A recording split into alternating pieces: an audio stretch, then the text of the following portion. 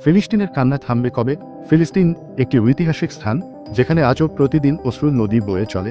এই জায়গাটিতে ছোট ছোট শিশুদের কণ্ঠে কান্নার শব্দ শোনা যায়। তাদের জীবনের শান্তির প্রতীক কখন আসবে?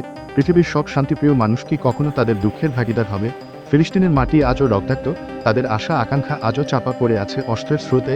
শুধু ফিলিস্তিন নয়, বরং পৃথিবীর অন্যান্য স্থানে যারা অমানবিক সহিংসতার শিকার হচ্ছে, তাদেরও এই প্রশ্ন, কবে থামবে এই দুঃখ, কবে শান্তি আসবে?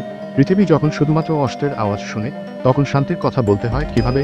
আজ ফিলিস্তিনের প্রতিটি প্রান্তে মানুষের চোখে ক্ষুধা, অবিচার, যুদ্ধের ভীতি আর নির্যাতনের চিহ্ন। অনেক বছর ধরে চলা এই সংগ্রামে তারা কি পেয়েছে? কিছুই নয়, শুধু নিরাশা, হতাশা আর হারানোর কষ্ট। তাদের জীবন যুদ্ধের চক্রে আবদ্ধ। এমন পরিস্থিতিতে প্রশ্ন আসতে পারে, ফিলিস্তিনের কান্না থামবে কবে? তবে এই কান্না থামানোর জন্য আমাদের একত্রিত হতে হবে। আমাদের একত্রিত হয়ে এই অন্ধকারের বিরুদ্ধে দাঁড়াতে হবে। ফিলিস্তিন সহ পৃথিবীর সব অমৃতহীন পরিস্থিতির জন্য শান্তির আলোবর্তিকা হতে হবে। আমাদের একে অপরকে সহযোগিতা করতে হবে। যতটুকু সম্ভব মানবিক সহায়তা নিয়ে সাহায্য করতে হবে। মানুষের মৌলিক অধিকার রক্ষা করতে হবে। যুদ্ধবিরতির জন্য বিশ্ববাসীকে সচেতন করতে হবে। আজ ফিলিস্তিনের কান্না থামানোর সময় এসেছে। একদিন আমরা দেখব, যখন শান্তি এবং সমৃদ্ধির সূর্য ফিলিস্তিনের আকাশে উঠবে, তখন এই দেশে কোনো কান্না থাকবে না।